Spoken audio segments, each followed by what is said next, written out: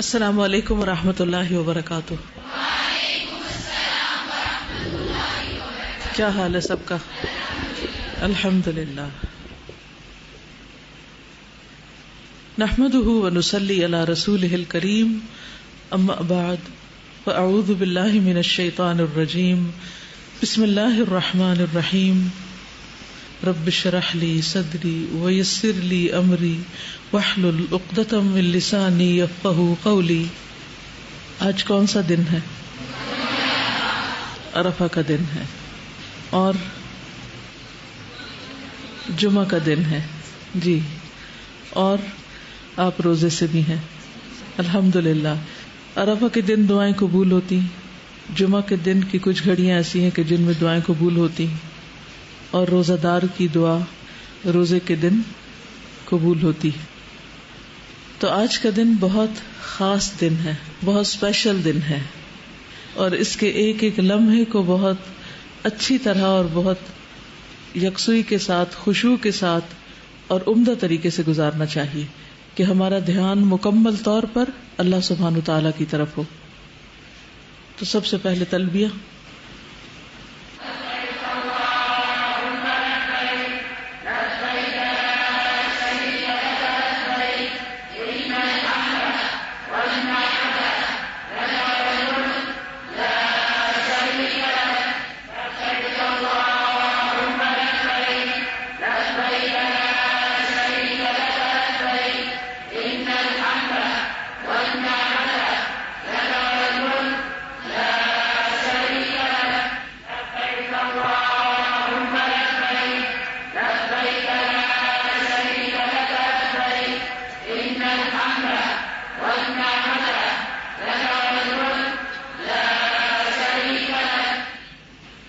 لبیک اللہم لبیک۔ لبیک کی صدائیں عرفہ کی طرف جانے والے سب پکار رہے ہوں گے۔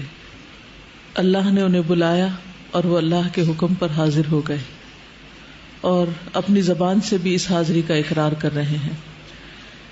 اللہ سبحانہ وتعالی ہم سب کے نصیب میں بھی یہ لبیک کر دے، حقیقی لبیک، اور صرف یہ حج تک ہی محدود نہ ہو، بلکہ کوئی بھی نیکی کا کام ہو، کوئی بھی خیر و بھلائی کا کام ہو، تو اس کی طرف ہم اسی طرح دوڑے لبیک کہتے ہوئے کہ اللہ آپ نے پکارا، آپ نے حکم دیا، میں حاضر ہوں، اور کسی بھی اچھے کام میں کبھی پیچھے نہ رہیں، کیونکہ یہ اللہ سبحانہ وتعالی ہی کی طرف سے دیا ہوا ایک موقع ہوتا ہے، ایک اپرچونٹی ہوتی ہے، اور اس سے بھرپور فائدہ اٹھانا چاہیے۔ عام طور پر نیکی کے کاموں میں شیطان وسوسے ڈالتا ہے، ہمارا نفس آڑے آتا ہے، بعض اوقات لوگوں کے غلط مشورے ہوتے ہیں، ماحول کا اثر ہوتا ہے، کبھی انسان کی طبیعت ناساز ہوتی ہے، تو بہت سی رکاوٹیں ہو جاتی ہیں کہ انسان وہ نہیں کر پاتا جو وہ کرنا چاہتا ہے۔ اس لیے جب اللہ سبحانہ وتعالیٰ نیکی کے سارے مواقع کو جمع کر دیں آپ کے لیے، تو پھر دیر نہ کریں محض سستی کی وجہ سے۔ آج کا دن بہت اہم دن ہے۔ آج کے دن سب سے زیادہ لوگوں کی جہنم کی آگ سے نجات لکھی جاتی ہے، ان کے گناہوں کی بخشش ہوتی ہے۔ اللہ سبحانہ وتعالیٰ آسمان دنیا پر نزول فرماتے ہیں اور فرشتوں کو گواہ بنا کر کہتے ہیں کہ میں نے ان کو بخش دیا، دیکھو میرے یہ بندے کس مقصد کے لیے عرفہ میں اکٹھے ہوئے ہیں، یہ مجھ سے کیا چاہتے ہیں۔ اور چونکہ لوگ اپنے گناہوں کی بخشش کے لیے وہاں پر حاضر ہوتے ہیں تو اللہ سبحانہ وتعالیٰ ان کو بھی بخش دیتے ہیں۔ اس دن سال بھر میں تمام جتنے بھی دن ہیں ان سب سے زیادہ رحمتوں کا نزول ہوتا ہے، لیکن یہ صرف عرفہ والوں کے لیے ہی نہیں، ہم بھی اس میں شریک ہو سکتے ہیں اگر ہمارے دل بھی لبیک پکار رہے ہوں کہ اللہ کی اطاعت اور فرما برداری کے لیے ہم دل و جان سے راضی ہوں اور خوشی سے حاضر ہوں اور تیزی سے آگے بڑھنے والے ہوں۔ حج ایک بہترین موقع ہے جسے اللہ سبحانہ وتعالیٰ نے بندوں کی بخشش کا ذریعہ بنا دیا۔ استطاعت والوں پر فریضہ ہے، ایک فرض عبادت ہے، لیکن جو نہ جا سکے وہ اپنے دل کے اندر خواہش اور نیت اور ارادہ کرتے ہوئے اور شوق رکھتے ہوئے بھی اس کا اجر پا سکتے ہیں۔ کیونکہ جو شخص بھی مسلمان ہے، یعنی جس کے اندر بھی ایمان ہے، اس کے اندر لازمی طور پر یہ خواہش اور طلب ہے کہ وہ اللہ کے گھر کا دیدار کرے، کیونکہ اللہ سبحانہ وتعالی ہم سب کا محبوب ہے، اور محبوب کے گھر کا دیدار ایک بہت بڑی سعادت کی بات ہوتی ہے. تو اس لیے اس کا شوق ہم میں سے ہر ایک کے دل میں ہونا چاہیے. اللہ سبحانہ وتعالی نے سب سے پہلے وہ گھر بنایا جس کا طواف کیا جاتا ہے اور جس کی طرف حج کا ارادہ کیا جاتا ہے. سورۃ آل عمران آیت نمبر 96 اور 97 میں اللہ تعالیٰ بکہ میں ہے، یعنی مکہ میں، بہت بابرکت اور جہان والوں کے لیے ہدایت. اس میں کئی کھلی نشانیاں ہیں، جن میں سے ایک مقام ابراہیم ہے.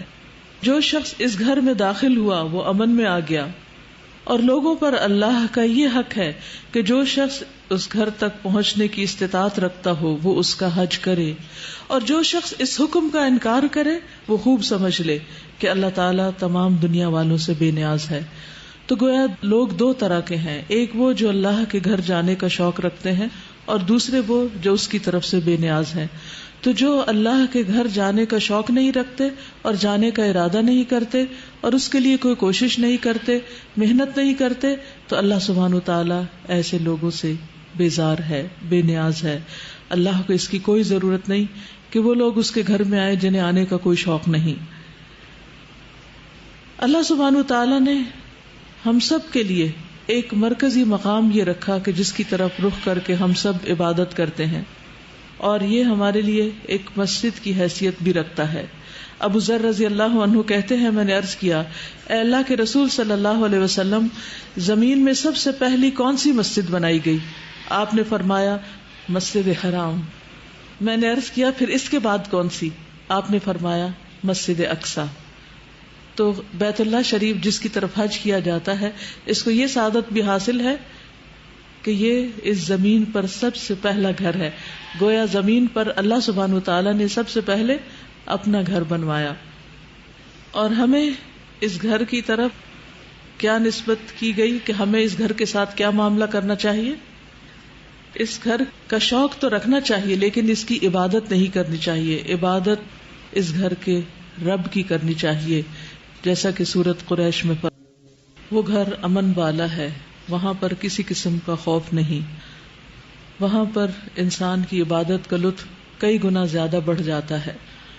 اس لیے ہم سب کو اس کی طرف رخ کرتے ہوئے ہی امن اور اطمینان نصیب ہو جانا چاہیے، کیونکہ دن کے 24 گھنٹوں میں سے وہ گھنٹے جو ہم اللہ تعالیٰ کی عبادت میں گزارتے ہیں، اللہ سبحانہ تعالیٰ کے سامنے کھڑے ہوتے ہیں، اس گھر کی طرف رخ کرتے ہیں، تو اس وقت ہم سب سے زیادہ محفوظ ہوتے ہیں، کیونکہ اللہ اپنے بندے کے ساتھ ہوتا ہے جب تک بندہ اللہ کو یاد کرتا ہے، اللہ کا ذکر کرتا ہے. نماز کی حالت میں، یا ہم قیام کی حالت میں ہوتے ہیں، یا رکوع کی حالت میں ہوتے ہیں، یا سجدے کی حالت میں ہوتے ہیں، اس حالت میں اگر انسان کی موت بھی آ جائے تو انسان کے لیے اس سے بڑی سعادت کی بات کیا ہو سکتی ہے. تو یہ وقت سب سے زیادہ امن کا اور اطمینان کا وقت ہوتا ہے.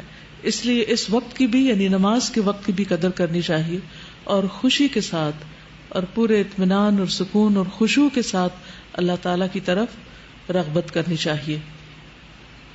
حضرت ابراہیم علیہ السلام نے اس گھر کے لیے خاص طور پر دعا کی تھی کہ اللہ لوگوں کے دل اس کی طرف مائل کر دے، اور آپ کی یہ دعا قبول ہو گئی. لہذا جس کے دل میں بھی ایمان ہوتا ہے، جس کے دل میں بھی اللہ کی محبت ہوتی ہے، وہ سب اس گھر کی طرف شوق رکھتے ہیں، اور اسی لیے خوشی خوشی جہاں کہیں بھی ہوتے ہیں قبلے کی پیروی کرتے ہیں. قرآن مجید میں سورۃ ابراہیم آیت 37 میں اللہ تعالیٰ فرماتے ہیں، ربنا انی اسکنت من ذریتی بواد غیر ذی زرع عند بیتک المحرم. گھر کے پاس ایسے میدان میں لا بسایا ہے جہاں کوئی کھیتی نہیں ہے، تاکہ وہ نماز قائم کریں. اے ہمارے رب، لوگوں کے دلوں کو ان کی طرف مائل کر دے اور انہیں کھانے کو پھل مہیا فرما. توقع ہے کہ یہ شکر گزار رہیں گے. تو گویا اس گھر سے محبت اور اس گھر کی تعمیر کا مقصد کیا ہے؟ نماز کا قیام. ہم سال میں ایک بار حج کر سکتے ہیں، لیکن دن میں 5 بار اس گھر کی طرف رخ کر کے نماز ادا کر سکتے ہیں. لہذا جو شخص اس گھر سے محبت کرتا ہے، جو حج کا شوق رکھتا ہے، پھر یہ ہو نہیں سکتا کہ اسے نماز کا شوق نہ ہو اور بار بار اس گھر کی طرف رخ کرنے کو دل نہ چاہے. لہذا آج کے اس دن میں، یہ دن جو ایک عہد اور میثاق کا دن ہے، جو اللہ سبحانہ وتعالی کی طرف رجوع کرنے کا دن ہے، دعائیں مانگنے کا دن ہے، اور اس عہد کی تجدید کرنے کا دن ہے کہ اے اللہ ہم تیری عبادت کریں گے. اللہ سبحانہ وتعالی نے جب روحوں کو پیدا کیا تھا تو ان سے ایک میثاق لیا تھا. کیا کہا تھا؟ الست بربکم الست بربکم. اس پکار کو، اس گونج کو آج بھی محسوس کیجئے. کیا میں تمہارا رب نہیں ہوں؟ یہ کہاں ہوا تھا؟ ارواح عالم کے ساتھ یہ کام ہوا کہاں تھا؟ عرفہ میں. تو آج کے دن یا آج کے اس خاص مقام پر، عرفہ کے مقام پر، ہم سب نے اللہ سبحانہ وتعالی سے ایک عہد کر رکھا ہے. قالوا بلا، کہ ہاں کیوں نہیں، آپ ہی ہمارے رب ہیں. تو اب ہمیں کرنا کیا چاہیے کہ اپنے رب کی طرف راغب ہوں، اس سے دعا کریں، اس سے محبت کریں، اس کی طرف انابت کریں، اس سے ڈرنے والے ہوں، اس کا خشوع اور اس کی خشیت ہمارے اندر ہو، اور اپنی عبادتوں میں روح لائیں، اپنی عبادتوں کی تجدید کریں. اگر نمازوں میں وقت کی پابندی نہیں ہو رہی تو وقت کی پابندی کریں، اور اگر وقت کی پابندی ہو رہی ہے اور خشوع و خضوع نہیں تو اس کے لیے کوشش کریں. تو آج کا دن تجدید عہد کا دن ہے. عرفہ کا دن تجدید عہد کا دن ہے، اس عہد کو جو ہم کر کے بھول چکے ہیں. لیکن ہر پیغمبر نے آ کر اپنی اپنی قوم کو اس عہد کی یاد دہانی کرائی، اور نبی صلی اللہ علیہ وسلم نے بھی ہمیں اسی عہد کی یاد دہانی کرائی اور اپنے رب کی عبادت کی طرف بلایا. اور ہماری پیدائش کا مقصد ہی یہی ہے کہ ہم اپنے رب کی عبادت کریں. وما خلقت الجن والانس الا لیعبدون. تو ہم سب صرف ایک سفر یا سیر کی نیت سے حج کا ارادہ نہیں کریں، اور صرف جانے کا شوق ہی نہ ہو، بلکہ اس کے ساتھ ساتھ ہماری روح اور ہمارے باقی زندگی کے اعمال بھی، یعنی پوری روحانیت کے ساتھ اللہ کی عبادت میں لگنے والے ہوں. پھر انسان جب اللہ کے گھر کی طرف جاتا ہے اور لبیک پکارتا ہے تو یہ کلمہ تمام انبیاء کا کلمہ رہا ہے، یعنی لبیک اللہم لبیک. یعنی موسیٰ علیہ السلام اور باقی دیگر انبیاء نے بھی اس کلمے کو پکارا. رسول اللہ صلی اللہ علیہ وسلم نے فرمایا، گویا میں موسیٰ علیہ السلام کو گھاٹی سے اترتا ہوا بلند آواز سے لبیک کہتا ہوا دیکھ رہا ہوں. اس کے بعد آپ پہاڑ کی چوٹی پر پہنچے تو پوچھا، یہ چوٹی کون سی ہے؟ صحابہ نے عرض کیا، یہ ہرشا کی چوٹی ہے. آپ نے فرمایا، گویا میں یونس بن متی علیہ السلام کو موٹی سرخ اونٹنی پر سوار بالوں والا جبہ پہنے ہوئے دیکھ رہا ہوں. ان کی اونٹنی کی نکیل کھجور کی چھال ہے اور وہ تلبیہ کہہ رہے ہیں. یعنی نبی صلی اللہ علیہ وسلم کو یہ سارے سین دکھائے گئے، یہ بتانے کے لیے کہ یہی طریقہ پچھلے انبیاء کا رہا ہے کہ وہ اس گھر کے رب کی عبادت کے لیے، رب کی پکار پر اس گھر کے حج کے لیے آتے رہے ہیں. لہٰذا ایک طرف ہمیں اس کا شوق ہونا چاہیے، دوسری طرف اس کی طرف رخ کر کر ہمیں نمازوں کی اصلاح اور تجدید کرنی چاہیے. اور تیسرا نقطہ یہ ہے کہ اوور آل ہمیں اپنی زندگی میں سب سے بڑھ کر اللہ کا وفادار، اللہ کا بندہ بننا چاہیے. اللہ سبحانہ وتعالی نے پوری دنیا کے لیے خانہ کعبہ کو جہاں ایک مرکز بنایا، وہاں عرفہ کے میدان کا، اس زمین کا خاص انتخاب کیا بندوں کی بخشش کے لیے. حج کے لیے لوگ جاتے ہیں تو مختلف اوقات میں مختلف کام کر رہے ہوتے ہیں. کچھ حاجی مکہ جاتے ہیں پہلے، کچھ پہلے مدینہ جاتے ہیں. حج مکہ میں ہی ہوتا ہے، مدینہ میں صرف مسجد نبوی میں نمازیں پڑھنے کے لیے جایا جاتا ہے.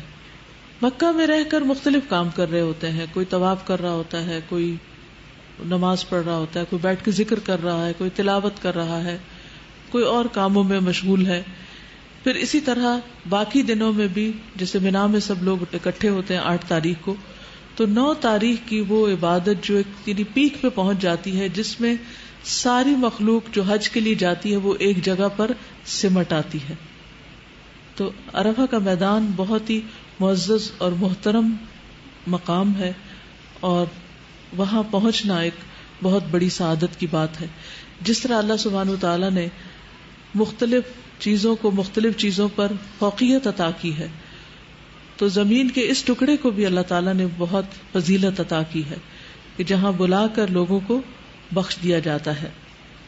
اور خاص طور پر عرفات کے میدان میں جو قیام اور اذکار وغیرہ ہیں یا دعائیں ہیں وہ تو اپنی جگہ ہیں، لیکن عرفات سے واپسی پر بھی مسلسل اللہ کا ذکر کرنے کا حکم ہے، جیسا کہ سورۃ البقرہ میں فرمایا لیس علیکم جناح ان تبتغوا فضلا من ربکم فاذا افضتم من عرفات فاذکروا اللہ عند المشعر الحرام واذکروہ کما ھداکم وان کنتم من قبلہ لمن الضالین.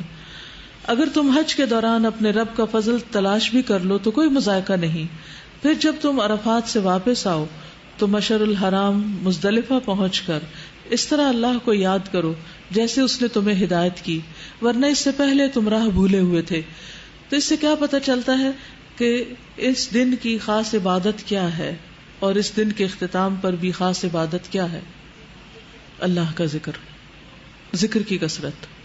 تو یہ جو خاص دن آپ کو اللہ نے آج نصیب کیا ہے، اس میں آپ نے کیا کرنا ہے؟ زیادہ سے زیادہ اللہ کا ذکر کرنا ہے. کیسے ذکر کرنا ہے؟ فَاذْكُرُوهُ كَمَا هَدَاكُمْ، جیسے اللہ تعالیٰ نے تمہاری رہنمائی کی ہے، جیسے اس نے تمہیں یہ راہ دکھائی ہے، تو اسی طرح تم اللہ کا ذکر کرو. یعنی ذکر میں بھی من گھڑت طریقے اختیار نہیں کرنے، بلکہ جو پرسکرائبڈ طریقے ہیں، جو بتائے ہوئے ہیں، انہی کی پیروی کرنی ہے. تو عرفات کے میدان میں بھی جو دعا پڑھنی چاہیے وہ، اور جو لوگ عرفات نہیں پہنچے وہ بھی آج کے دن اسی خاص ذکر کا زیادہ سے زیادہ ورد کریں. سب سے پہلے عرفات کے میدان کی تھوڑی سی تاریخی حیثیت کے بارے میں چھوٹی سی بات کروں گی. کیا عرفات کا کوئی اور نام بھی ہے؟ کسی کو معلوم؟ جی شاباش، بارک اللہ فی علمک. عرفات کا ایک اور نام نعمان ہے. نعمان لوگ بچوں کا نام بھی رکھتے ہیں، ٹھیک ہے. نبی صلی اللہ علیہ وسلم نے فرمایا اللہ تعالیٰ نے آدم علیہ السلام کی پشت میں موجود تمام اولاد سے نعمان یعنی میدان عرفات میں عہد لیا تھا. تو یہ میدان دنیا میں آنے سے پہلے بھی تھا، اس اعتبار سے بھی خاص جگہ ہے، اور پھر حشر کے دن بھی، یعنی حشر میں بھی لوگ دوبارہ جمع ہوں گے. نبی صلی اللہ علیہ وسلم نے فرمایا اللہ تبارک و تعالی نے آدم علیہ السلام کی پشت میں موجود تمام اولاد آدم سے میدان عرفات میں عہد دیا تھا. یعنی اگر ہم آج وہاں نہیں ہیں تو دنیا میں آنے سے پہلے وہاں کا چکر لگا چکے ہیں، وہاں ہم سے عہد لیا گیا تھا. پھر اللہ تعالیٰ نے ان کی صلب سے ان کی ساری اولاد نکالی جو اس نے پیدا کرنا تھی، اور اسے اپنے سامنے چھوٹی چھوٹی چیونٹیوں کی شکل میں بکھیر دیا وہاں. پھر ان کی طرف متوجہ ہو کر ان سے کلام کیا. یعنی عہد کب لیا گیا تھا؟ جب ہم آدم کی پشت میں تھے. پھر کیا کیا گیا؟ چیونٹیوں کی شکل میں سب جس نے دنیا میں آنا ہے قیامت تک سب کو وہاں پھیلا دیا گیا. تبھی پورے آئے ہوں گے نا. اگر اصل سائز میں ہوتے تو پھر تو اس میدان میں سب پورے نہیں آ سکتے تھے. اور فرمایا الست بربکم قالوا بلا شہدنا ان تقولوا یوم القیامت انا کنا عن ھذا غافلین او تقولوا انما اشرک آباؤنا من قبل وکنا ذریۃ من بعدہم افتہلکنا بما فعل المبطلون.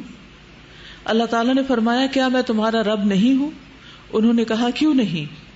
یہ گواہی اس لیے لی ہے تاکہ تم قیامت کے دن یہ نہ کہہ سکو کہ ہم اس سے بے خبر تھے، یا تم یہ کہنے لگو کہ ہم سے پہلے ہمارے آباء و اجداد نے بھی شرک کیا تھا، ہم ان کے بعد انہی کی اولاد تھے، تو کیا تو ہمیں باطل پرستوں کے عمل کی وجہ سے ہلاک کرے گا؟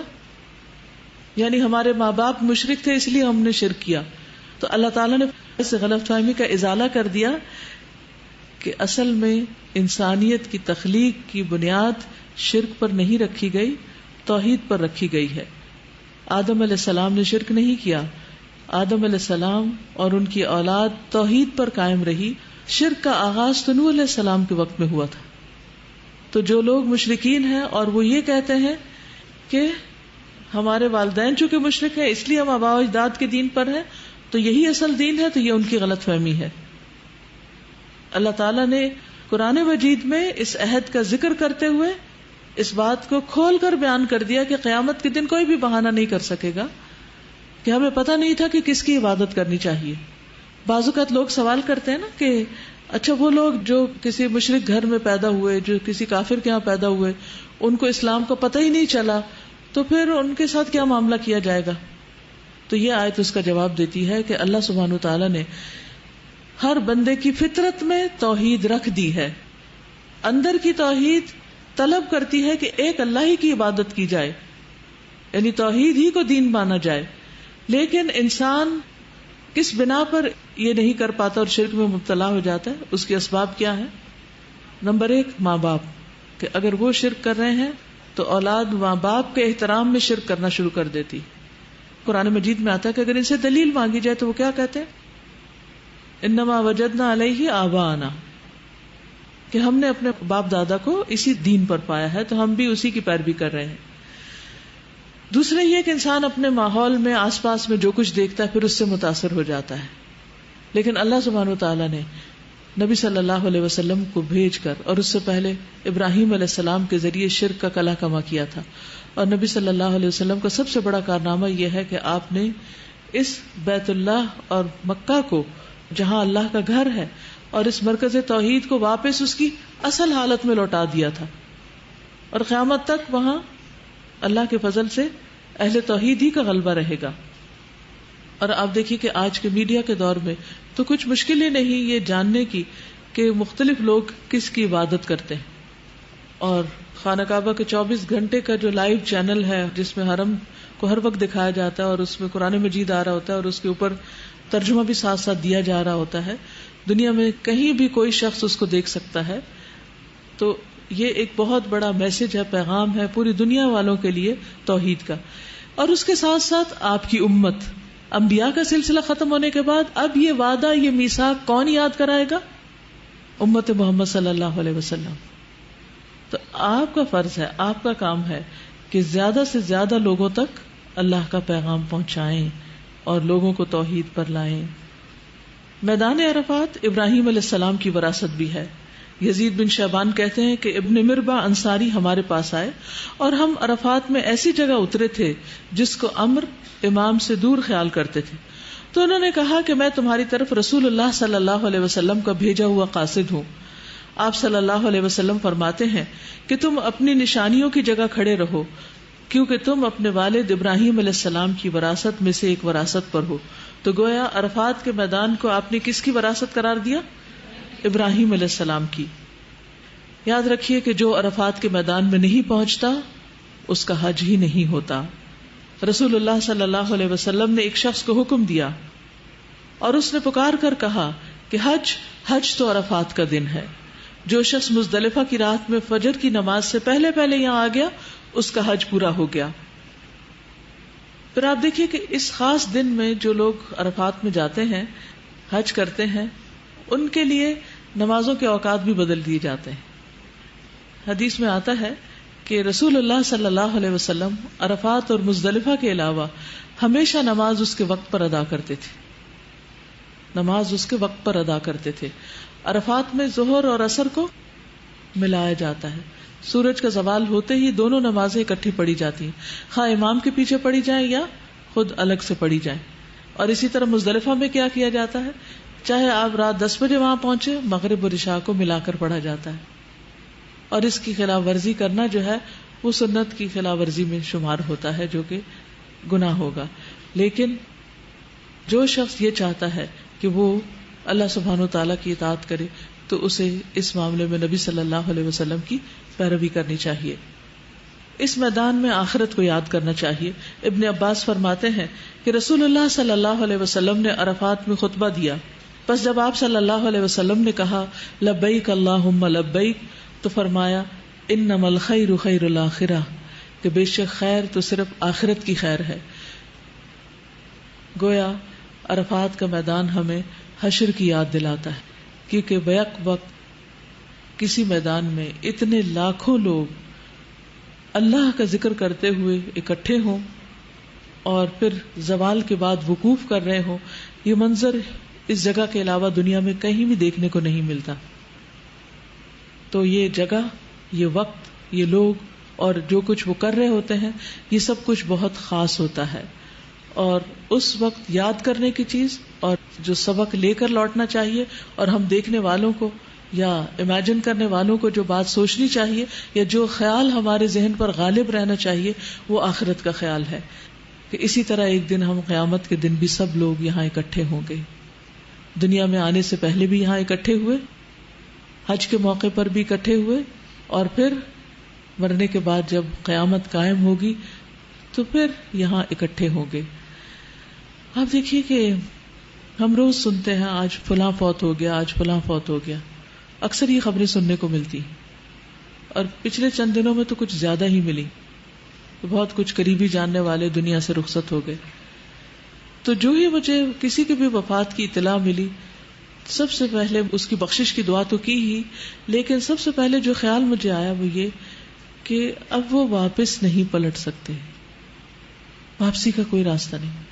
اب وہ اپنے لیے دعا نہیں کر سکتے، اب وہ عرفہ کا دن نہیں پا سکتے، اب وہ رمضان کا مہینہ نہیں پا سکتے، اب وہ تراویح اور قیام نہیں کر سکتے، اب وہ قرآن کی تلاوت نہیں کر سکتے، اب وہ ذکر نہیں کر سکتے، وہ اپنے لیے اور کسی کے لیے کوئی دعائیں نہیں مانگ سکتے. اب ان کے لیے کچھ پلٹنا نہیں، اب ان کے لیے آگے کا سفر ہے، آگے کا سفر، اور انتہائی بے بسی اور ساری آزادی کا چھننا. اگر دنیا میں وقتی طور پر بھی کسی کو جیل میں جانا پڑے اور اس کی آزادی چھن جائے تو اس کی کیفیت کا کیا عالم ہوگا. کہاں یہ کہ ہم میں سے جب کوئی قبر میں جائے گا تو پھر اس کی آزادی کا کیا عالم ہوگا اور اس کی حسرتوں کا کیا عالم ہوگا.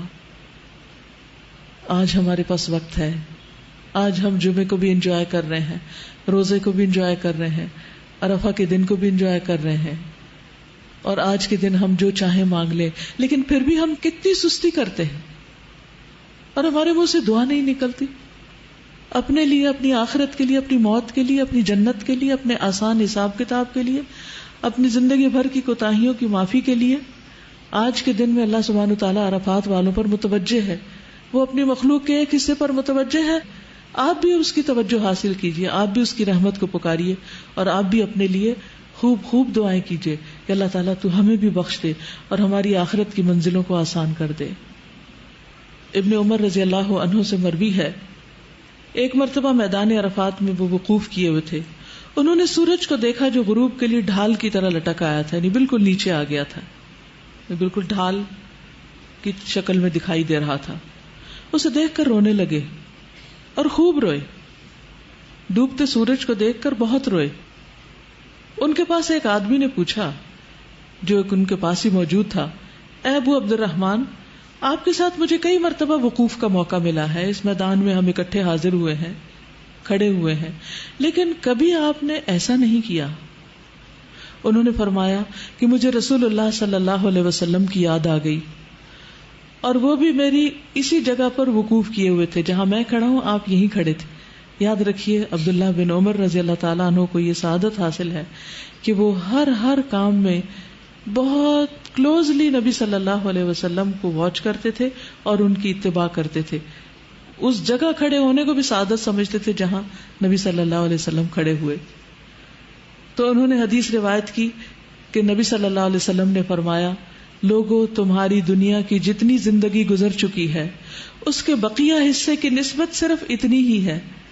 یعنی سورج نکلنے سے لے کے غروب ہونے تک کو اگر دنیا کا کل وقت شمار کیا جائے تو سارا وقت گزر چکا ہے، بس آخری اتنا سا وقت بچا ہے جتنا سورج غروب ہونے کے قریب ہوتا ہے. پورے دن کے مناسبت سے، پورے دن کی نسبت سے جتنی تمہارے اس دن کے بقیہ حصے کی گزرے ہوئے دن کے ساتھ نسبت ہے، بس اتنا سا وقت باقی. یعنی دنیا کی اپنی عمر بھی خاتمے کے قریب ہے، اور ہم سب لوگ جو 30s کراس کر چکے ہیں، 40s 50s 60s 70s، ہماری کیا عمر باقی ہے؟ تو اپنے آپ کو ایک عمر دیا کرے، اپنی ایک فرضی عمر بنا لیا کرے کہ مثلا میری عمر 60 سال ہے، 70 سال ہے، اور پھر اس کے بعد کیلکولیشن شروع کر دیا کریں کہ اچھا کتنے سال باقی رہ گئے اور ان میں کتنے دن باقی رہ گئے اور ان دنوں میں سے آج کے دن میں نے کیا کیا، اور اگر نہیں کیا تو آخر میں کب کروں گی، اگر میں نے اپنی نماز کی اصلاح نہیں کی تو کب کروں گی، اگر مجھے ابھی ذکر کی عادت نہیں پڑی تو کب پڑے گی، اگر مجھے ابھی صدقہ دینے کا شوق پیدا نہیں ہو تو کب ہوگا. اس لیے ہم میں سے ہر ایک کو اس وقت کی قدر کرنی چاہیے، یہ بار بار نہیں آتا. ابو عبد الرحمن جو ہر سال حج کرتے اور وقوف کرتے اور اللہ سے دعائیں کرتے، ان کا وقت بھی پورا ہو گیا. نبی صلی اللہ علیہ وسلم کا وقت بھی پورا ہو گیا. ابراہیم اور اسماعیل علیہ السلام کا وقت بھی پورا ہو گیا. نوح علیہ السلام کا وقت بھی پورا ہو گیا. آدم علیہ السلام کا وقت بھی پورا ہو گیا، اور ہمارا وقت بھی جلد پورا ہو جائے گا.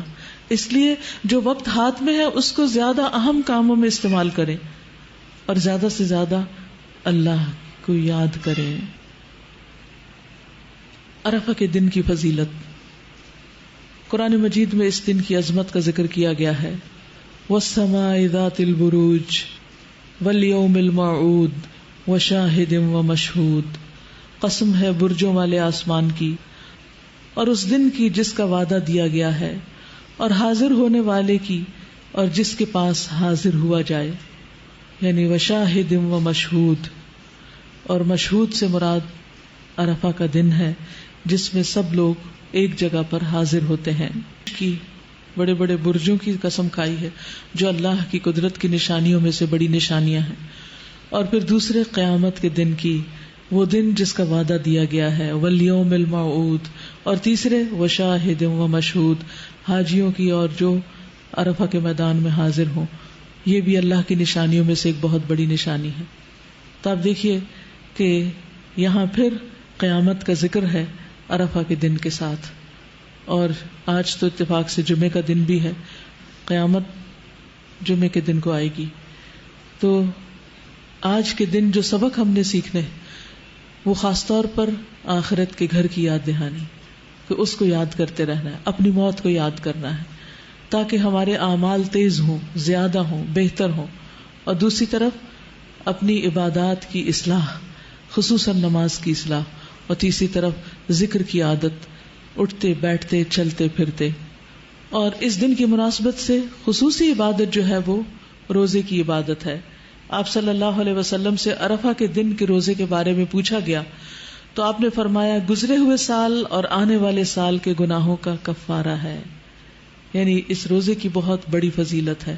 2 سال کے گناہ اس سے معاف ہوتے ہیں جب کوئی شخص اس کا اہتمام کرے.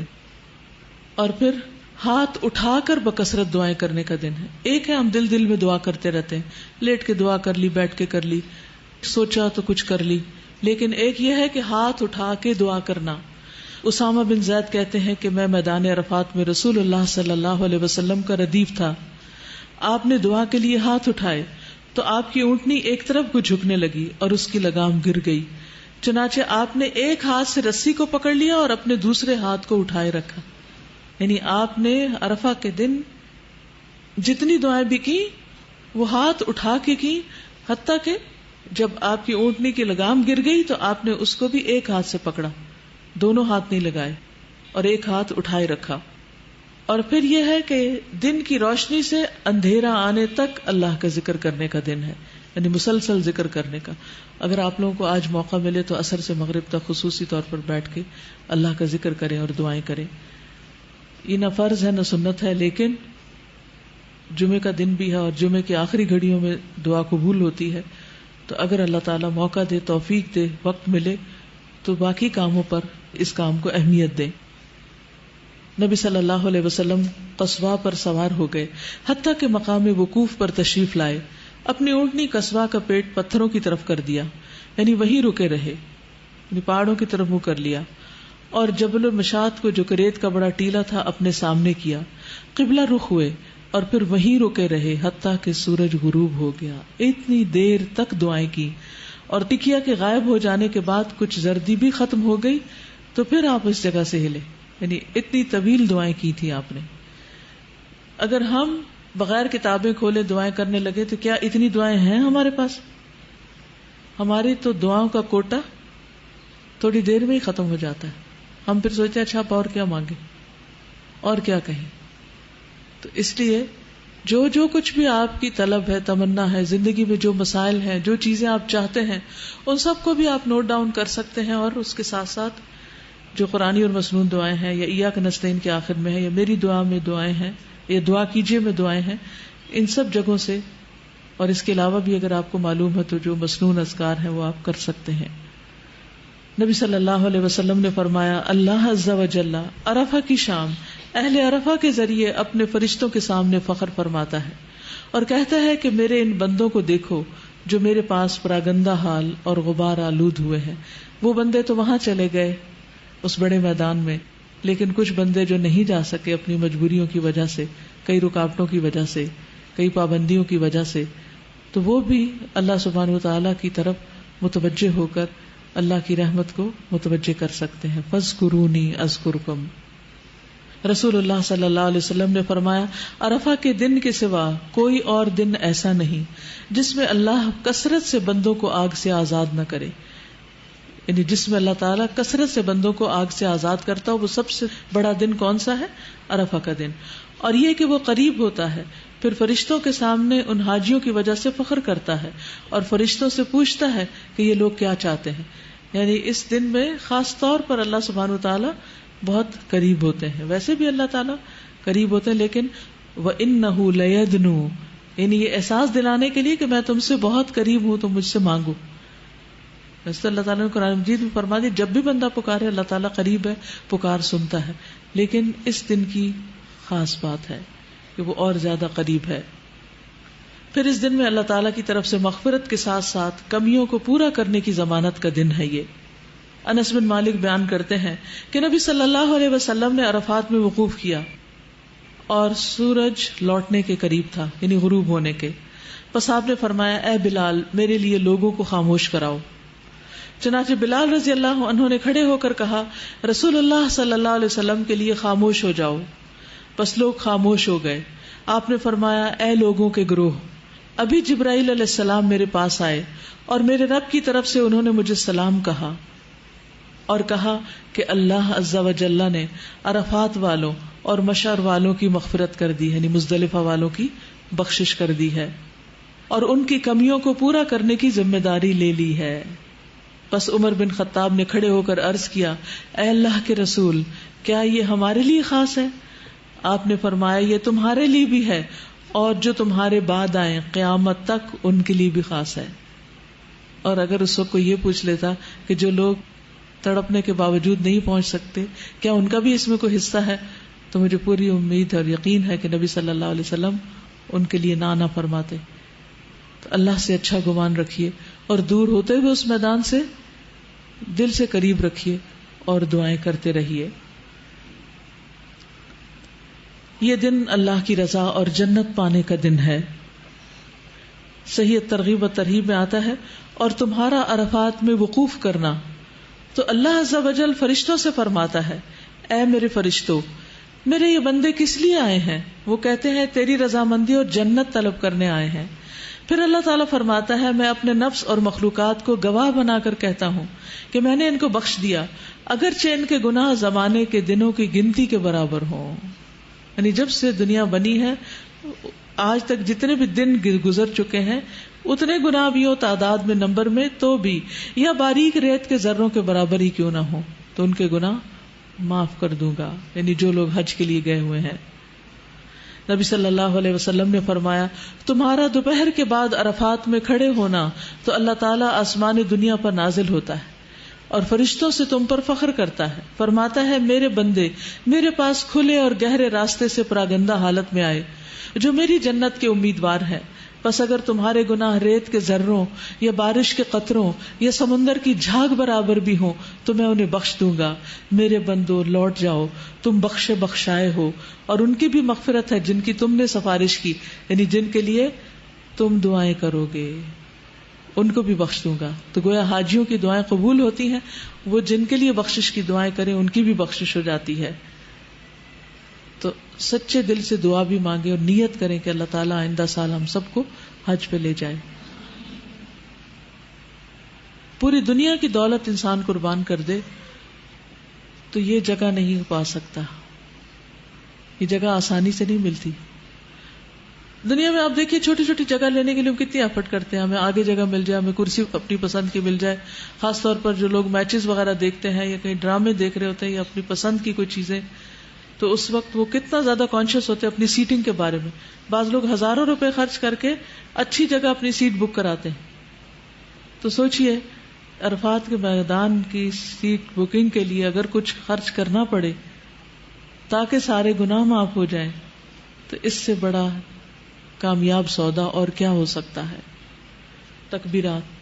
اللہ اکبر اللہ اکبر لا الہ الا اللہ اللہ اکبر اللہ اکبر وللہ الحمد اللہ اکبر کبیرا والحمد للہ کثیرا وسبحان اللہ بکرۃ واصیلا.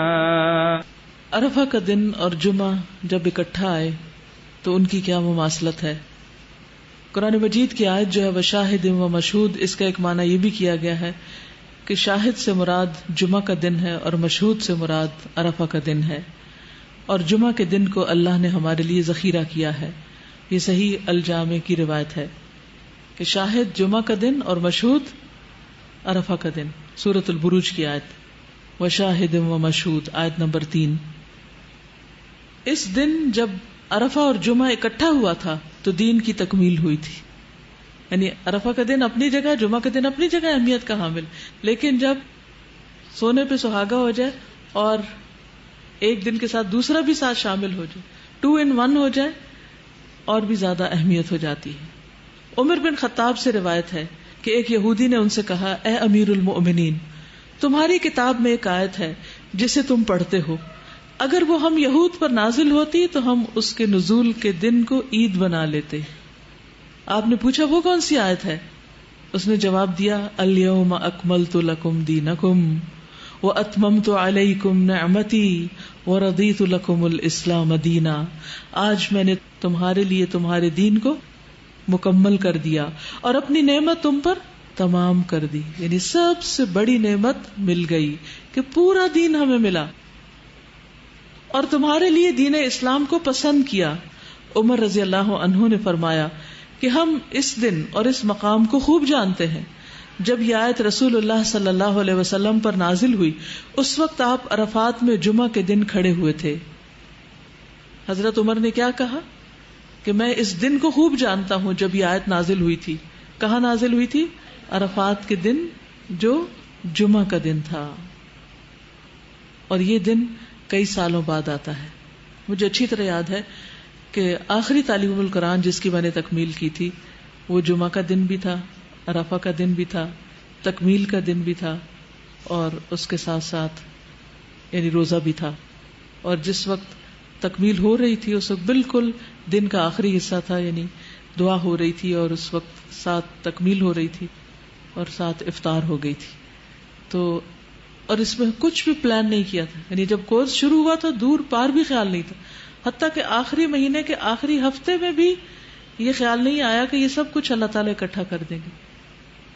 تو یہ سب کچھ جب اکٹھا ہو گیا تو پھر واقعی دل سے اللہ کا شکر ادا کیا, کیونکہ انسان چاہے بھی تو اپنی مرضی سے ان چیزوں کو اکٹھا نہیں کر سکتا کہ اس کے قرآن کی تکمیل بھی ہو, لوگ بھی جمع ہوں, اجتماعی دعا بھی ہو رہی ہو, اور پھر روزے سے بھی ہو انسان, اور اس کے ساتھ ساتھ جمعہ بھی ہو اور عرفہ بھی ہو. تو یہ اللہ سبحانہ وتعالیٰ کی بہت بڑی نعمتوں میں سے ایک نعمت ہوتی ہے, اور اللہ تعالیٰ ہمیں ان نعمتوں پر شکر گزار بنائے اور ہمیں بار بار ایسے مواقع عطا کرے.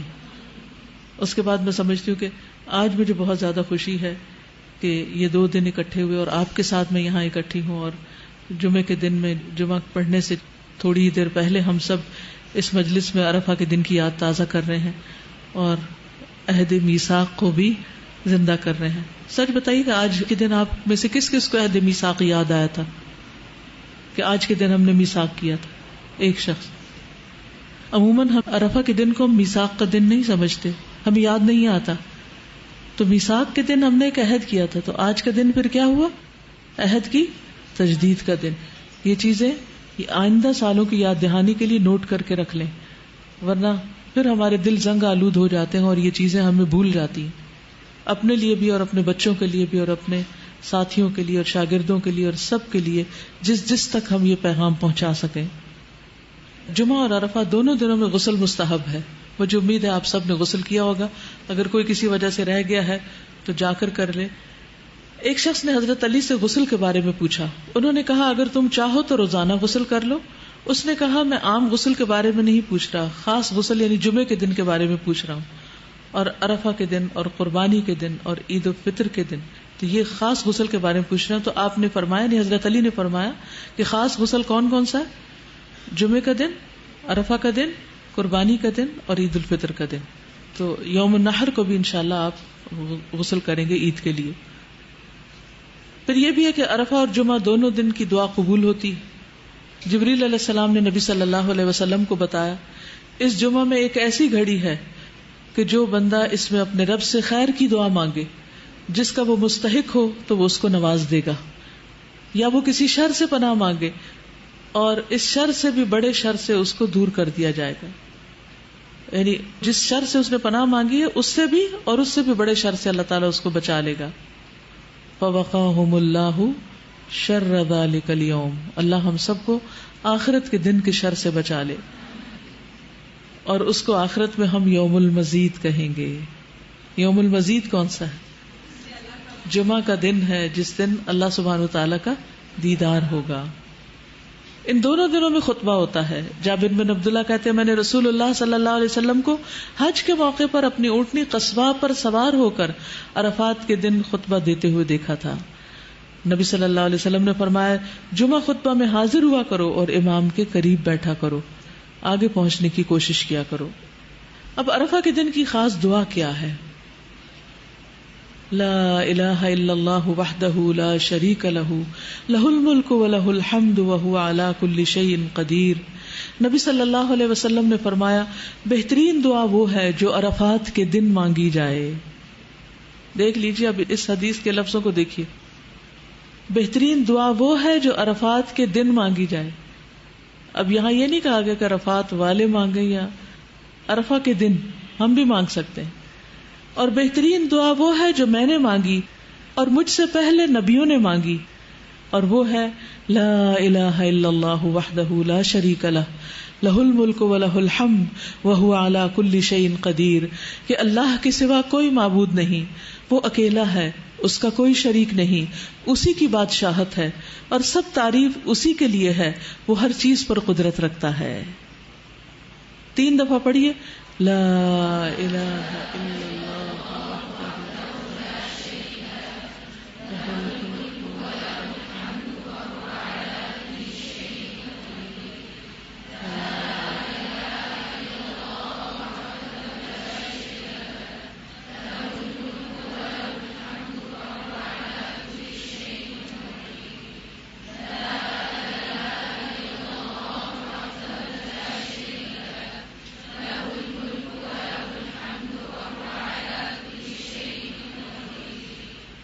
نبی صلی اللہ علیہ وسلم نے فرمایا جو شخص رات کو بیدار ہو کر یہ دعا پڑھے لا الہ الا اللہ وحدہ لا شریک لہ لہ الملک ولہ الحمد وہو علی کل شیء قدیر الحمد للہ وسبحان اللہ ولا الہ الا اللہ واللہ اکبر ولا حول ولا قوة الا باللہ. پھر یہ پڑھے اللہم اغفر لی، یا کوئی اور دعا کرے تو اس کی دعا قبول ہوتی. پھر اگر وہ وضو کرے اور نماز پڑھے تو نماز قبول ہو جاتی. اچھا، یہ تہجد کے وقت پڑھنے والی دعا اور عرفہ کے دن پڑھنے والی دعا دونوں میں کیا مناسبت ہے؟ کوئی مناسبت بتائیے. شاباش. عرفہ میں بھی اللہ تعالیٰ آسمان دنیا پر آتے ہیں اور رات کے آخری حصے میں بھی، تو دونوں وقتوں میں لا الہ الا اللہ وحدہ لا شریک لہ لہ الملک ولہ الحمد وہو علی کل شیء قدیر. اس میں دعا کون سی؟ اس میں تو اللہ کی تعریف، اللہ کی توحید کا بیان ہے. دعا کہاں ہے؟ اسے دعا کہا جا رہا ہے. وَهُوَ عَلَى كُلِّ شَيْءٍ قَدِيرٌ، کہ اللہ ہر چیز پہ قادر ہے. سوچئے آپ کی زندگی میں کون سا مسئلہ ہے، کیا غم ہے، کیا دکھ ہے، کیا پریشانی ہے، کیا چیز آپ کو بادر کر رہی، سوچئے اس کو، اور پھر پڑھیے لا الہ الا اللہ وحدہ لا شریک لہ لہ الملک ولہ الحمد وہو علی کل شیء قدیر. جب کل شیء قدیر کہیں گے تو کیا کہیں گے؟ اللہ میں قادر نہیں ہوں یہ کام کرنے پر، میرے ہاتھ میں نہیں ہے، نہ اپنی جان، نہ اپنا نفس، نہ اپنے خیالات، اور نہ اپنا یہ سست جسم، اور نہ ہی اپنی اولاد، اور نہ ہی لوگ. میں کسی چیز کے مالک نہیں ہوں. لہ الملک ولہ الحمد، ہر چیز کا مالک تو ہے، ہر چیز تیرے اختیار میں ہے. ان سب چیزوں کو تو اپنی اطاعت میں قبول کر لے اور ان سب کو اپنی راہ دکھا. ہم ہر وقت لوگوں سے توقع رکھتے ہیں، لوگوں کو مسئلے بتاتے ہیں، مجھے یہ پریشانی ہے، مجھے یہ پریشانی. ہم نے کتنی بار اللہ کو پریشانی بتائی؟ ہم لوگوں کو فون کرتے ہیں، لوگوں کو میسج بھیجتے ہیں، اپنی پریشانیوں کے دکھ سناتے ہیں. وہ سنتے ہیں یا نہیں سنتے، پڑھتے ہیں یا نہیں پڑھتے، پڑھتے ہیں اور جواب دیتے ہیں یا نہیں دیتے، اور پھر بھی انہیں کو سنائے چلے جاتے ہیں. تو ایسے تمام اوقات میں ہمیں کیا کرنا چاہیے؟ چھوڑ کے لوگوں کو اللہ کی طرف متوجہ ہونا چاہیے. اور یاد رکھیے، جب تک اللہ کی طرف متوجہ نہیں ہوگے مسائل حل نہیں ہو سکتے. کئی سال لگ گئے نا، حل نہیں ہوئے، آئندہ بھی نہیں ہوگے جب تک اللہ کو نہیں پکاریں گے. تو میں آپ میں سے ہر ایک کو، جو بھی میری بات سن رہا ہے، ایک ایک کو یہ تاکیداً کہوں گی کہ جو بھی زندگی میں آپ کے مسئلہ ہے، جو بھی دکھ اور پریشانی ہے، اس سب کو دل میں لا کر، رو کر، اللہ کی قدرت اور اس کے ملک اور اس کی توحید کا واسطہ دے کر اسی سے دعا کیجیے کہ اللہ تو اس پریشانی کو دور کر دے. پھر آپ دیکھیں مسئلے کتنی جلدی حل ہوتے ہیں. بندے کسی چیز پہ قادر نہیں ہیں، جو قادر ہے اس کو پکاریے. اور میں ہمیشہ سوچتی ہوں اللہ تعالیٰ اس وقت کیا سوچتا ہوگا، کیا کہتا ہوگا کہ کام تو میں کر سکتا ہوں اور بتا یہ لوگوں کو راہ ہے جو کسی چیز پہ قادر نہیں. سب کچھ تو میرے اختیار میں ہے اور دیکھ یہ لوگوں کی طرف راہ ہے. یہ تو ایسے ہی ہے نا جیسے ہمیں سخت پیاس لگی ہو اور جس شخص کے ہاتھ میں پانی کا گلاس ہو اس کو اگنور کر کے دوسروں کو کہیں پانی پلا دو، پانی پلا دو، جن کے ہاتھ میں پانی ہے ہی نہیں. بتائیے بندوں کے ہاتھ میں کیا ہے؟ کچھ بھی تو نہیں. پھر کیوں نہیں ہم اللہ کی طرف راغب ہوتے؟ کیوں نہیں اس کی طرف توجہ کرتے؟ تو آج آپ نے کثرت سے جو ذکر کرنا ہے اور جو دعا بار بار پڑھتے رہنا ہے وہ یہی دعا ہے. اور اس کو سامنے رکھ کے 3 دفعہ پڑھا، 5 دفعہ پڑھا، 7 دفعہ پڑھا، پھر اس کے بعد جو دل میں دکھ ہے، غم ہے، پریشانی، پھر اس کا ذکر کیا. اللہ میرا یہ دکھ دور کر دے، اللہ میری یہ ضرورت پوری کر دے، اللہ میری پریشانی دور کر دے. پھر آپ دیکھیں گے کہ کیسے مسائل حل ہوتے ہیں. ایک بار پڑھنے سے بھی اگر دعا قبول ہوتی ہے تو بار بار پڑھنے سے کتنی بار قبول ہوگی اور کتنی زیادہ قبول ہوگی. رسول اللہ صلی اللہ علیہ وسلم نے فرمایا جو شخص صبح کے وقت یہ کہہ لے لا الہ الا اللہ وحدہ لا شریک لہ لہ الملک ولہ الحمد وہو علی کل شیء قدیر، تو اسے اولاد اسماعیل میں سے ایک غلام آزاد کرنے کا ثواب ملے گا. گویا صبح صبح صدقہ کر دیا آپ نے، اور اس کے لیے 10 نیکیاں لکھی جائیں گی، اور اس سے 10 غلطیاں مٹا دی جائیں گی، اور اس کے 10 درجات بلند کیے جائیں گے، اور شام تک وہ شیطان سے حفاظت میں رہے گا. اور اگر شام کو کہہ لے تو صبح تک اس کے لیے یہی کچھ ہے. تو ویسے تو عادت بنا لینی چاہیے 33 دفعہ سبحان اللہ، 33 دفعہ الحمدللہ، 33 دفعہ اللہ اکبر، اور 34ویں بار لا الہ الا اللہ وحدہ لا شریک لہ لہ الملک ولہ الحمد وہو علی کل شیء قدیر. اور جو 10 بار پڑھے اس نے گویا 4 غلام آزاد کیے.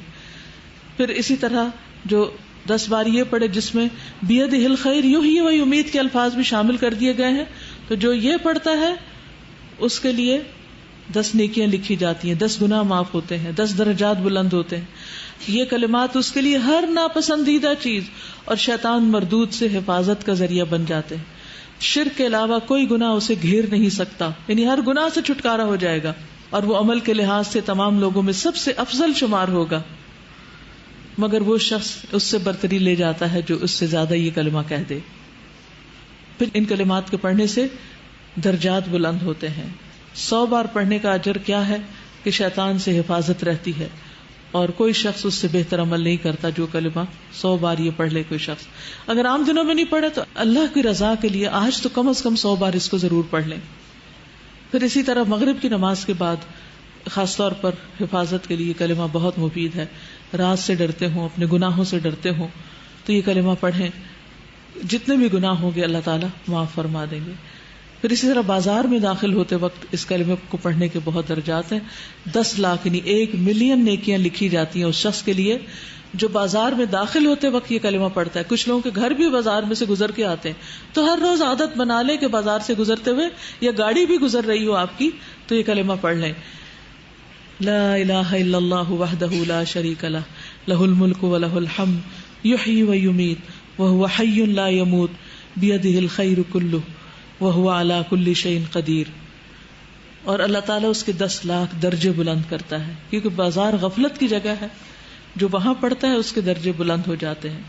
تو اس دعا کو پڑھنے کے لیے کون سے مواقع ہیں؟ صبح و شام، یا 1 بار 10 بار 100 بار 200 بار جتنا پڑھ سکیں. سوتے وقت 1 بار، رات کو آنکھ کھلنے پر 1 بار، بازار میں داخل ہوتے وقت 1 بار، ہر نماز کے بعد 3 بار، مغرب کی نماز کے بعد 10 بار، دوران سفر 1 بار، صفا مروہ چڑھتے وقت 3 بار، اور عرفہ کے دن انگنت بار. عرفہ کے دن آپ صلی اللہ علیہ وسلم نے لوگوں کو خطبہ بھی دیا تھا اور انہیں مختلف چیزوں کی نصیحت کی تھی، اور خاص نصیحت جو اس دن کی گئی وہ آپ کو بھی کرتی ہوں. ادا بن خالد کہتے ہیں میں نے عرفہ کے دن رسول اللہ صلی اللہ علیہ وسلم کو اپنے اونٹ کی دونوں رکابوں پر کھڑے ہوئے دیکھا اور بلند آواز سے فرما رہے تھے اے لوگو یہ تمہارا کون سا دن ہے؟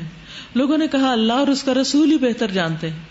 آپ نے پوچھا یہ تمہارے مہینوں میں سے کون سا مہینہ ہے؟ لوگوں نے کہا اللہ اور اس کا رسول ہی بہتر جانتے ہیں. آپ نے پوچھا تمہارے شہروں میں سے یہ کون سا شہر ہے؟ لوگوں نے کہا اللہ اور اس کا رسول ہی بہتر جانتے ہیں. آپ نے فرمایا تمہارا آج کا دن حرمت والا دن ہے، تمہارا مہینہ بھی حرمت والا مہینہ ہے، تمہارا یہ شہر بھی حرمت والا شہر ہے. یاد رکھو بے شک تمہارا خون اور مال ایک دوسرے کے لیے اسی طرح حرمت والے ہیں جیسا تمہارے اس دن کی، اس مہینے اور اس شہر میں حرمت ہے، یہاں تک کہ تم اپنے رب تبارک و تعالی سے جا ملو، پھر وہ تم سے تمہارے اعمال کے متعلق سوال کرے گا. پھر نبی صلی اللہ علیہ وسلم نے آسمان کی طرف ہاتھ اٹھا کر کئی بار فرمایا اے اللہ تو ان پہ گواہ رہنا، اے اللہ تو ان پہ گواہ رہنا.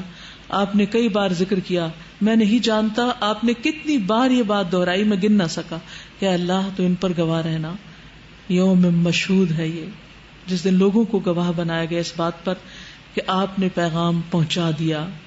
آپ نے اس دن جاہلیت کی رسموں کا خاتمہ کیا اور آپس کے حقوق کے بارے میں بتایا کہ کس کا کس پر کیا حق ہے. اس دن سود کا خاتمہ کیا گیا تھا، عورتوں کو ان کے حقوق دلوائے گئے تھے. آپ نے فرمایا عورتوں کے بارے میں اللہ سے ڈرو، اور پھر اسی طرح گمراہی سے بچنے کا حل بتایا تھا کہ میں تم میں 2 چیزیں چھوڑ کے جا رہا ہوں، جو مضبوطی سے پکڑے گا ان کو وہ کبھی گمراہ نہیں ہوگا. کون سی 2 چیزیں؟ قرآن اور سنت. پھر اسی طرح آپ نے دین کے غلبے کا تذکرہ کیا یعنی عرفات کے موقع پر. پھر امیر کی اطاعت کی تلقین کی. آپ نے فرمایا خواہ تم پر کسی کن کٹے حبشی غلام کو بھی مقرر کر دیا جائے جو تمہیں اللہ کی کتاب کے مطابق احکام جاری کرے تو تم اس کی بات سنو اور اطاعت کرو. پھر آپ نے اپنے حوض کا بھی ذکر کیا، حوض کوثر کا، اور پھر بدعت سے بچنے کا حکم دیا کیونکہ جو لوگ بدعت کریں گے وہ حوض کوثر پہ نہیں پہنچ سکیں گے. پھر اسی طرح آپ نے ہر سال قربانی کرنے کی تلقین فرمائی، اور پھر آپ نے سب کے لیے دعائے مغفرت کی، اللہم اغفر لنا اللہم اغفر لنا اللہم اغفر لنا. تو آپ بھی سب کے لیے دعا کیجئے کہ اللہ ہم سب کو بخش دے. حارث بن عمر بیان کرتے کہ میں نبی صلی اللہ علیہ وسلم کے پاس آیا، آپ منا یا عرفات میں تھے، لوگ آپ کے گرد گھوم رہے تھے یعنی آپ کے قریب تھے، اور آپ کا چہرہ دیکھتے تو کہتے یہ مبارک چہرہ ہے. میں نے عرض کیا اللہ کے رسول صلی اللہ علیہ وسلم میرے لیے بخشش کی دعا فرمائیے. آپ نے فرمایا اللہم اغفر لنا. میں گھوم کر پھر آیا، پھر عرض کی اے اللہ کے رسول میرے لیے بخشش کی دعا کیجیے. آپ نے پھر فرمایا اللہم اغفر لنا. میں گھوم کر پھر واپس آپ کے پاس حاضر ہوا، عرض کیا یا رسول اللہ میرے لیے بخشش کی دعا کیجیے. آپ نے فرمایا اللہم اغفر لنا. تو جب بھی کوئی آپ سے کہے کہ میرے لیے بخشش کی دعا کیجیے تو آپ بھی یہی دعا کیجیے. تو گویا یہ دن ایک بہت مبارک دن ہے، یہ گھڑیاں بہت مبارک گھڑیاں ہیں، اس لیے ان کی قدر کیجیے اور ان میں اپنے رب کو خوب خوب یاد کیجیے. اس نیت سے پھر ایک دفعہ لبیک سنتے ہیں اور پڑھتے ہیں کہ اللہ تعالی ہمیں بھی پھر اپنے گھر میں بلائے.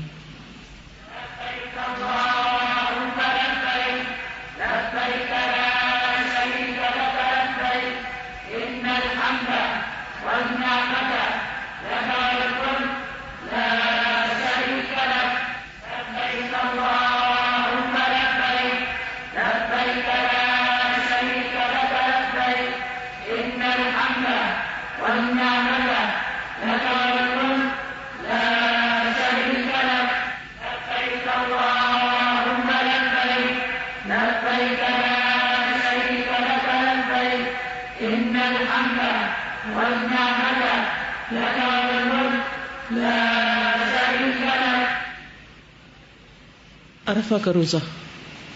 اہل علم کا اس بارے میں اختلاف ہے، یعنی علم والے اس معاملے میں اختلاف کرتے ہیں کہ عرفہ کا روزہ کون سا وہ دن ہوگا جو 2 سال کے گناہوں کی معافی کا ذریعہ بنے گا.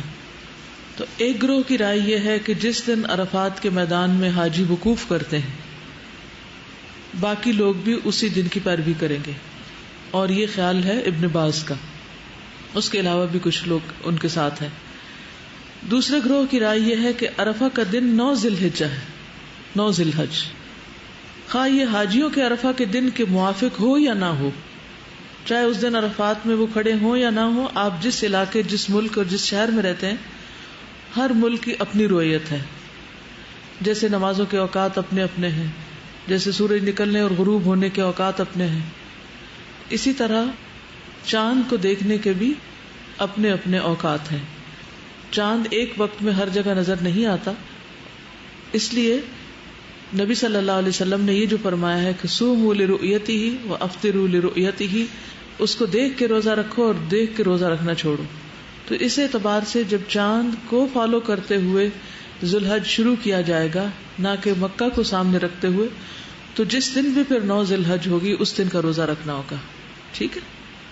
اور یہ رائے ہے ابن عثیمین رحمہ اللہ کی، عبداللہ بن جبرین، اور اسی طرح کچھ اور بھی علماء اس میں شامل ہیں.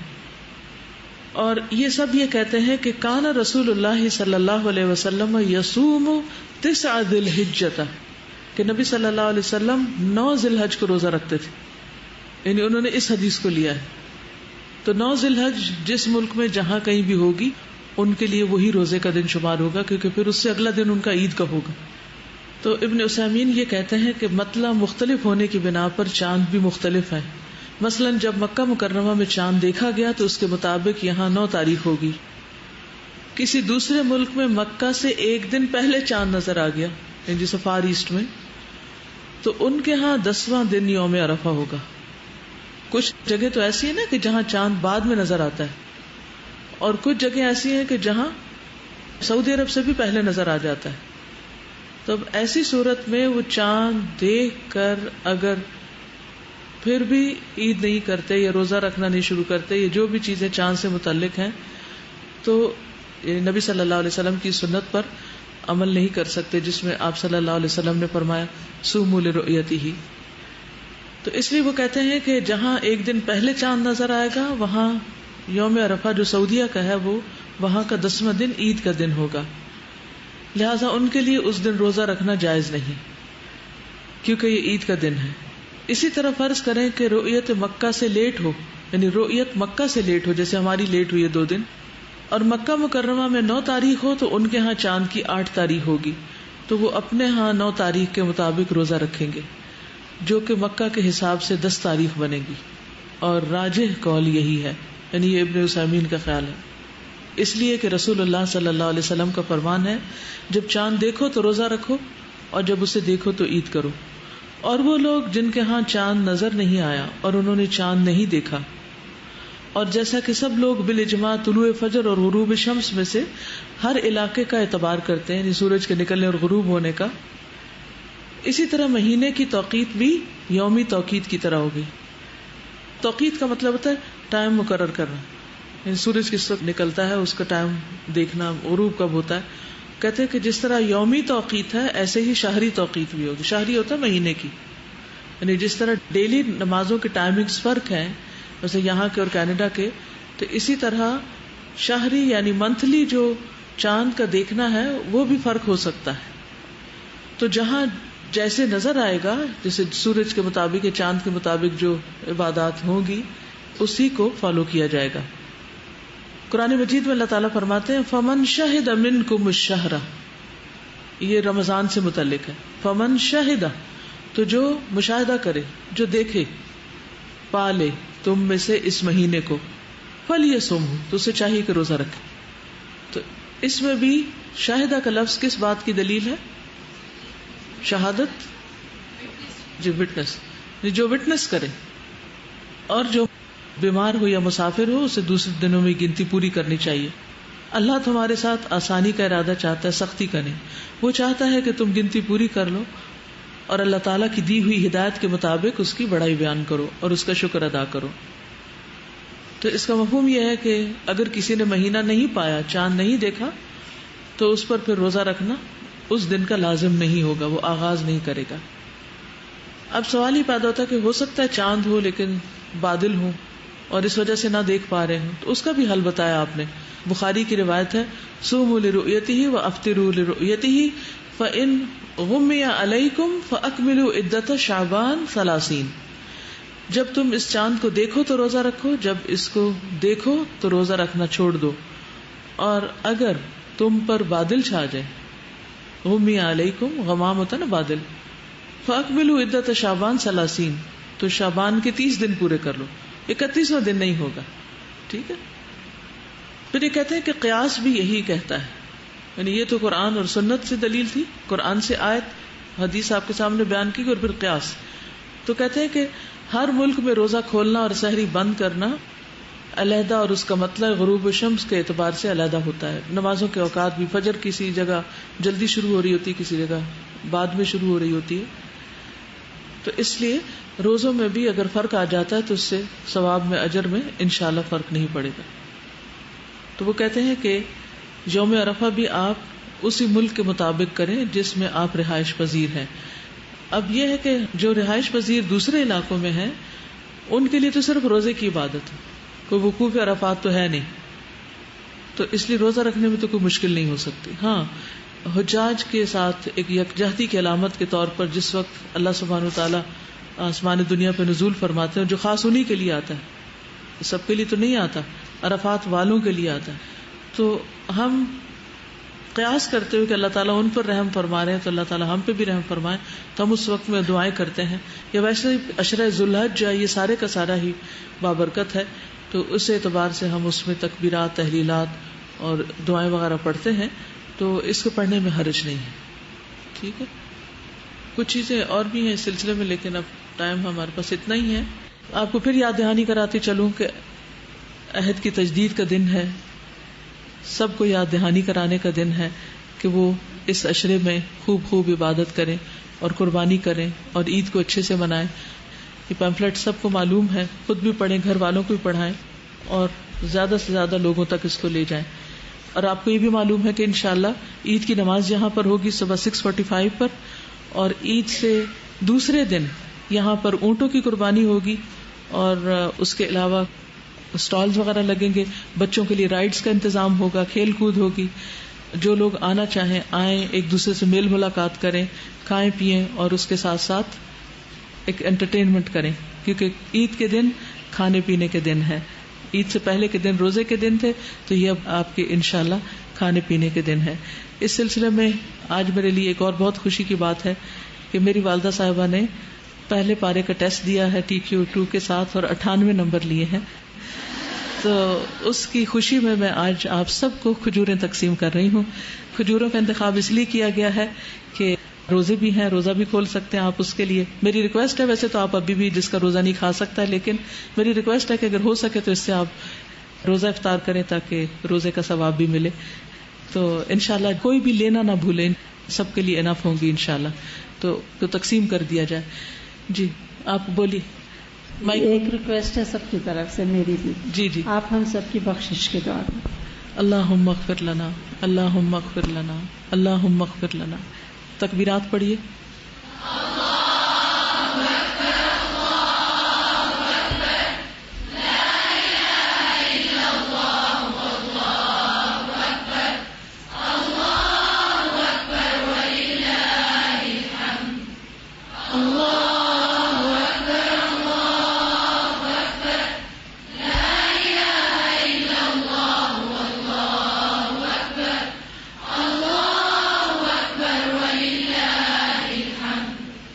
ایک دوسری بات یہ کہ آج انشاءاللہ فقہ القلوب کی کلاس ہوگی 2 بجے، تو یعنی آپ اپنے اسکیڈول میں رکھیے. کوئی کچھ کہنا چاہ رہا تھا، ہاتھ کھڑا کرتے. جی